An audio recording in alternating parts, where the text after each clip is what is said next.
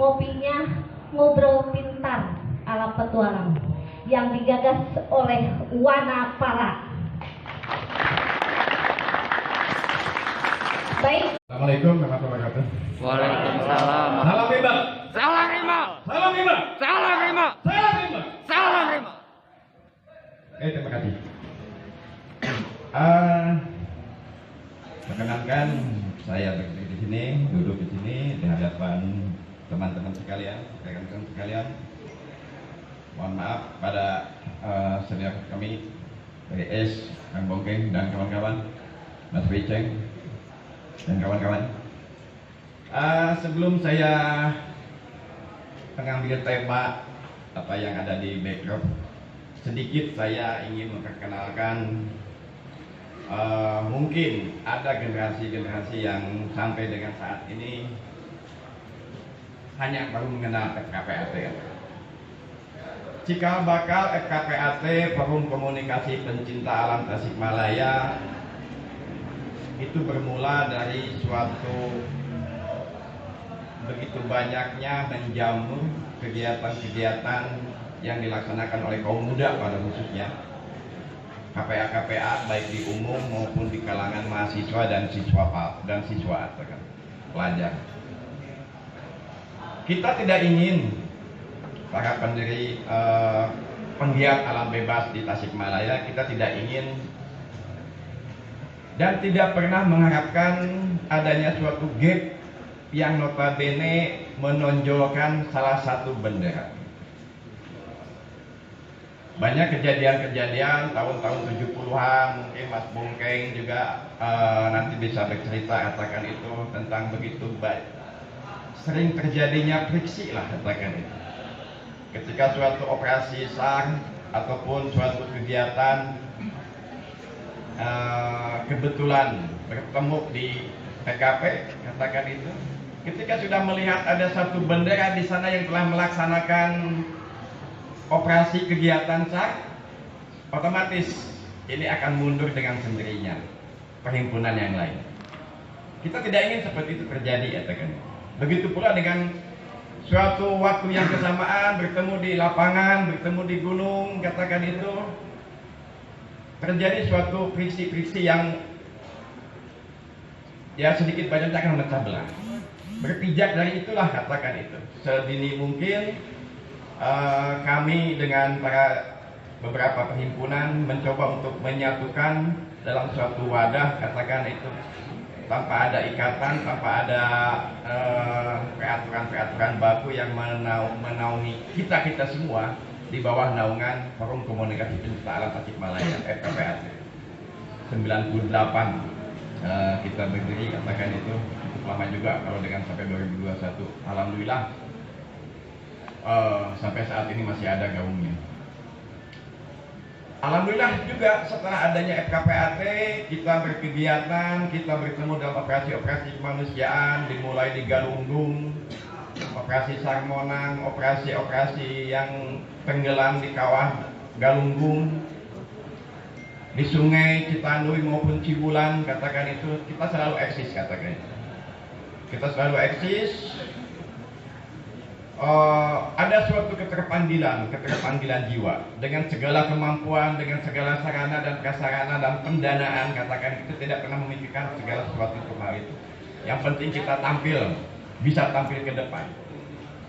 Setelah kita di sana, ya otomatis kita bukan lagi dari satu KPA yang mewakili, tapi kita adalah FKPAT, katakan itu.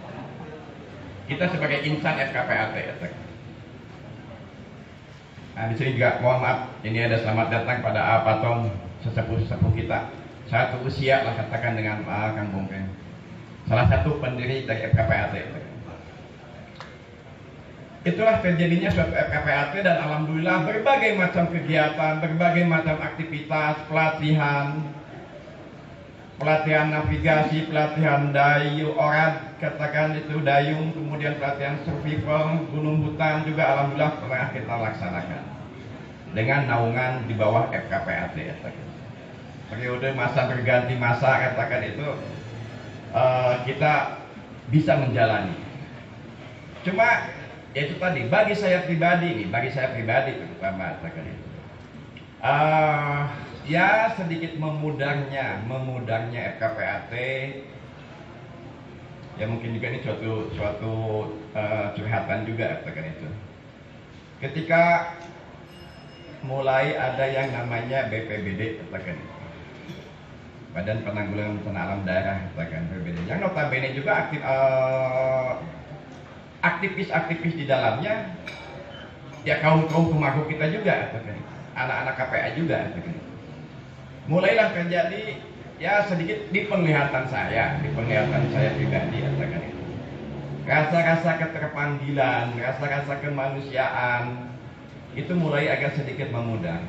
Kalau dulu ketika belum terbentuk BPBD hanya dalam satu kali cuitan di SMS lah, katakan itu masih SMS pada saat itu, ataupun suatu pengumuman langsung tanpa ada Mbak Bibu langsung semua kita berkumpul di base camp kita di GGM, katakan beratus-ratus, katakan itu, yang selama sekali tanpa mempedulikan kesibukannya kita masing-masing, katakan. Ada satu keterpanggilan, berbagai macam operasi kita laksanakan dengan berbagai macam sarana yang kita pergunakan untuk menuju kita ke lokasi, katakan. Dengan berbagai macam pula kita melaksanakan evakuasinya, mengantarkan sampai ke rumah duka keluarga yang bersangkutan. Tapi setelah adanya BPBD, katakan itu, yang notabene tadi saya katakan dimotori juga oleh penggiat-penggiat pencinta alam juga di bawah naungan BPBD, ada sedikit pergeseran di sana.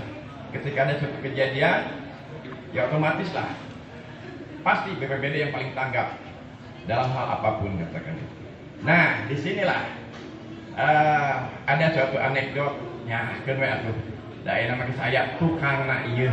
Nah, ini otomatis kegiatan-kegiatan begitu amat jangan kita lakukan. Tapi korban terus berjatuhan, pandemi lah, katakan. Di penguburan massal, katakan itu ya berpuluh-puluh mungkin kalau di kota Tasik, katakan. Kita tidak tahu, katakan itu. Yang berjibaku 24 jam juga masih ada di sekitar sini, saya juga yakin ada, katakan.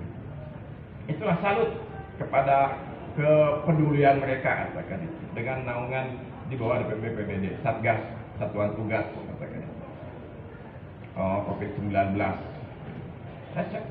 Saya pribadi salut, katakan, 24 jam dia bersiaga terus, dari mulai mengantarkan ke rumah sakit sampai kemudian meninggal, sampai kemudian menguburkannya juga. Nah, peran-peran kita di mana? Kita tiarap pada saat itu, kita tidak ada. Kemudian masa-masa berlalu. Nah, disinilah katakan itu. Coba saya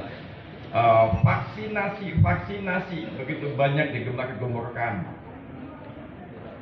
Saya di KONI ya, katakan itu. Saya bekerja di KONI, katakan itu. Ketika coba menghimbau atlet semua cabang olahraga, wah, semua pada ini antusias, begitu antusiasnya. Tapi ada dari sekian cabur, ada 2 cabur yang notabene penggiat alam bebas juga, katakan itu. Ya mohon maaf kalau saya katakan PAJI sama FPTI, katakan. Begitu lah hari jam barudak PAJI mah, barudak cai mah, Republik Air mah, katakan itu. Mau benang Covid mah, kapalikeun. Nah itu, jadi dia tidak begitu antusias dengan adanya vaksin, katakan itu. Begitu dengan anak-anak FPTI, katakan. Hanya 1-2, katakan itu. Tidak seperti melihat cabur-cabur yang lain, atlet-atletnya begitu antusias, katakan itu. Jadi mungkin saya mempunyai mungkin udah sepede itu ya kita di sini. Sepercaya diri itu bahwa kita ini kebal terhadap COVID-19 hingga kita menyepelekan itu vaksin, katakan. Coba dari kalangan yang ada di sini aja dulu, katakan. Coba yang belum divaksin ngacung. Yang belum divaksin masih ada juga yang ngacung. Buktinya. Nah itu katakan itu. Kita tidak bisa untuk aktif seperti Satgas, seperti satuan tugas yang di bawah naungan PBD, katakan. Tapi minimal coba kita mengatasi penanggulangan masa pandemi ini, COVID-19 ini, coba munculkan dari diri kita sendiri, katakan. Dengan kita sudah divaksin, alhamdulillah sedikit banyaknya mengurangi lah, katakan itu. Mengurangi terjadinya penularan yang lebih jauh, katakan itu. Ya keluarga kita, ya teman-teman kita, katakan itu. Ya inilah yang kata-kata medisnya, ada anekdot yang tadi katakan, barudak cai, barudak tebing mah, katakan, barudak panjat mah, insya Allah lah mau benang COVID, katakan. Dan alhamdulillahnya dari sekian puluh korban yang ada di Tasikmalaya, dari kota Tasikmalaya, saya tidak pernah melihat, tidak pernah mendengar ada teman-teman satu kaum Kumagok yang terkena. Dari sekian puluh korban yang di kota Tasikmalaya, katakan itu, ya silakan tanya sama Mang Kopral, apakah ada dari kaum Kumagok yang terkena, katakan. Sampai dikumpulkan, katakan. Tidak ada, katakan. Betapa amat sangat bergunanya manfaatnya vaksin, katakan. Apapun lah vaksin yang diinikan oleh pemerintah, katakan. Kita coba ikuti, katakan. Jangan a priori. Minimal tumbuhkan dari diri sendiri kita juga, dari diri kita. Kita telah divaksin, kemudian kita bisa menghimbau pada saudara-saudara kita untuk sama-sama kita vaksin, sama-sama divaksin.